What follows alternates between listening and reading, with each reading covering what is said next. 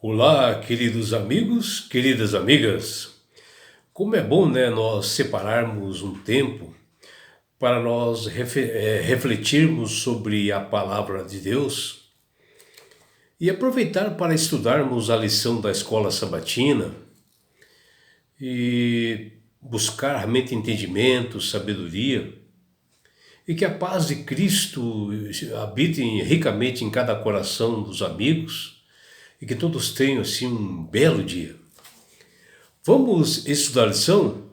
E hoje, domingo, 1º de setembro, a lição 10, ela tem como título Duas moedinhas na caixa de ofertas. E a lição de hoje está baseada no livro de Marcos, no capítulo 12, do versículos 41 até 44.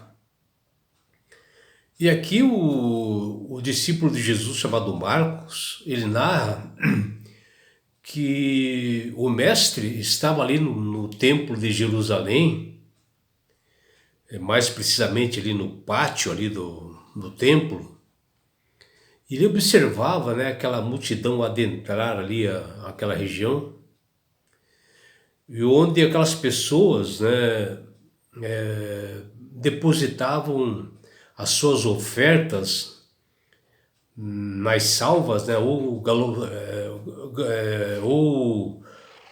realmente um baú, né? Alguns falam gasofilácio, né? E ali eles depositavam aquelas ofertas que já haviam preparados com bem antecedência. E Jesus começou a analisar a forma como aquelas pessoas depositavam aquelas ofertas. E eis que chegou uma viúva bastante pobre, humilde, né, e generosa, em situação assim de pobreza bastante difícil, porque viúva também era muito discriminada naquela época. E com humildade, ela deposita duas pequenas moedas, que era correspondente assim, a um quadrante, mais ou menos, e era a única coisa que ela tinha e ela depositou ali. E Jesus chama os discípulos, né, e mostra, né, aquela viúva e menciona para eles, olha, ela depositou a sua oferta no gasofilácio, tudo que ela tinha.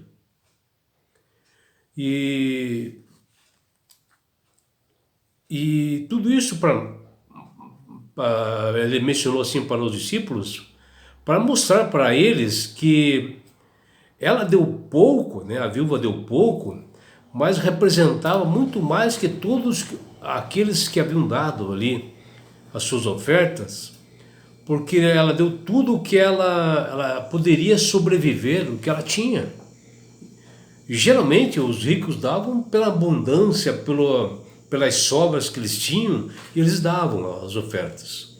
E essa mulher, a viúva, ela deu tudo que ela tinha, e isso é uma boa reflexão para todos nós.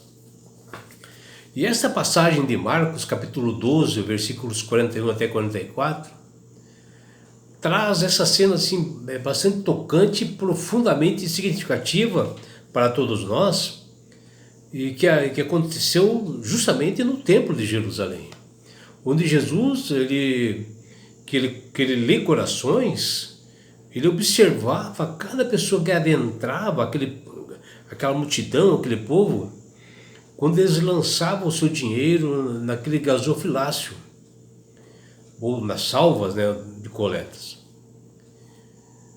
E no ano de 2000 antes de Cristo, Herodes, que ele é chamado de o Grande, ele reformulou por completo aquele templo de Jerusalém, onde ele ficou assim muito bonito, uma formosura enorme, onde ele tornou assim uma bela estrutura, né, para aquele templo, e o pátio também, que dominava a vista da cidade pela imponência, né, do prédio, onde as pessoas já avistavam de longe, já avistavam o templo de Jerusalém. E foi construído com os melhores materiais da época, né? Pedras gigantescas, né? Que pessoas que estão escavando hoje lá em Jerusalém encontraram realmente essas pedras gigantescas, né? Para provar realmente a existência disto e pela beleza que aquela pedra tem, né? E que se manteve esse templo de Jerusalém até o ano de 60 depois de Cristo. E era nesse ambiente, né, que os ricos lá de Jerusalém se aproveitavam para ostentar, para chamar a atenção do povo na hora que eles queriam dar ofertas, né, com grandes quantias. E durante assim, um culto, uma certa viúva, realmente discriminada, maltratada, pobre, chama a atenção de Jesus neste tempo. E pela sua posição, a forma como ela conduzia, realmente essas únicas economias que tinha, ela deu ali como oferta, a sua generosidade, mas também aponta para nós princípios mais profundos sobre a verdadeira adoração a Deus pela natureza da doação, né? E da motivação como o ser humano deve agir, né, diante dessas ofertas que ele dá para a igreja. Enquanto muitos poderosos, ricos, né, lançavam grandes somas de dinheiro dentro daquele gasofilácio no templo, a viúva pobre se destaca ao depositar apenas 2 pequenas moedas que representavam tudo que ela possuía. Embora sua oferta seja insignificante assim para muitos, em termos assim, materiais, né? Jesus elogia esta viúva, declarando que ela deu mais do que todos os outros, pois deu realmente tudo que ela tinha para sobreviver. Muitos frequentadores do Templo de Jerusalém levavam assim ofertas em uma daquelas 13 salvas, ou baús que ficavam ali, né? Localizada justamente no pátio das mulheres, que é chamado do Templo de Jerusalém, que ficava próximo ali ao grande templo, né? Era lá que Jesus se encontrava sentado, refletindo, observando. Quando ele colocou os olhos sobre essa pobre mulher, ele vê ela se aproximar com alegria. Ele vê ela doando essas 2 moedinhas de cobre, ou 2 leptos, né, com satisfação, e ela coloca dentro das salvas de ofertas. O valor depositado pela viúva era o equivalente a 1,32 de um denário, o salário correspondente de uma diarista na época. Portanto, a oferta da viúva em valores monetários, ela foi bem pequena. Mas como pode Jesus elogiar a viúva? Mas como é possível, né?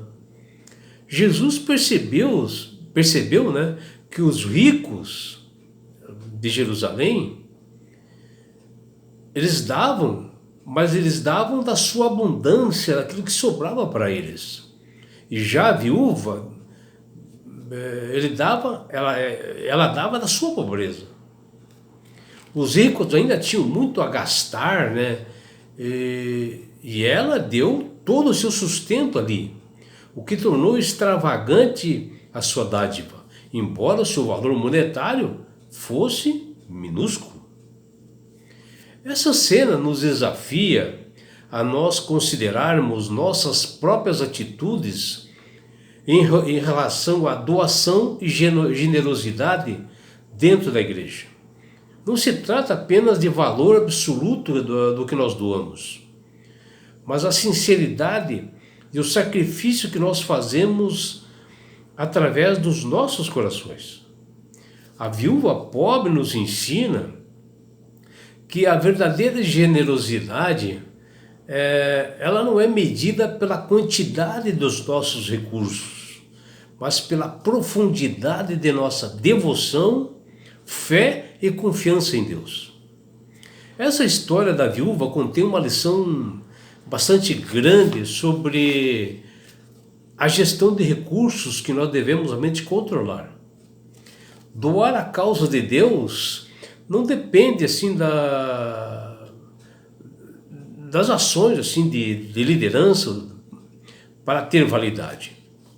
A liderança religiosa do Templo de Jerusalém, ela era corrupta, né, maldosa, mas apesar disso, Jesus não ensinou que as ofertas podem ser retidas. Se já houve liderança religiosa com bastante corruptos, né? Os daquela época estavam entre os piores, né?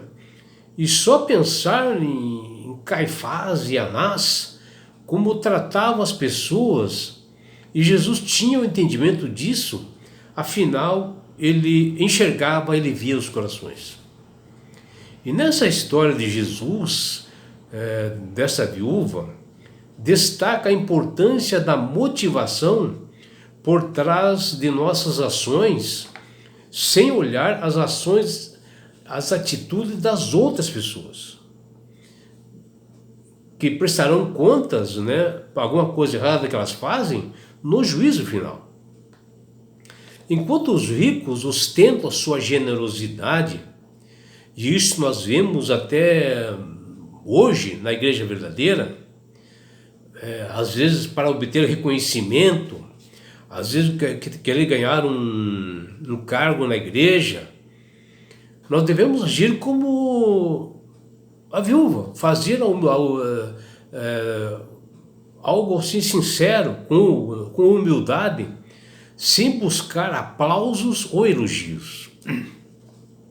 É claro, né, que os líderes da igreja têm a responsabilidade sagrada de utilizar os recursos recebidos de acordo com a vontade e o querer de Deus. Porém, mesmo assim que eles não o façam, aqueles que doam com amor e generosidade não devem vincular sua doação com a deles e deixar que Deus o julgue, porque a administração e a manutenção da igreja dependem realmente dessas doações.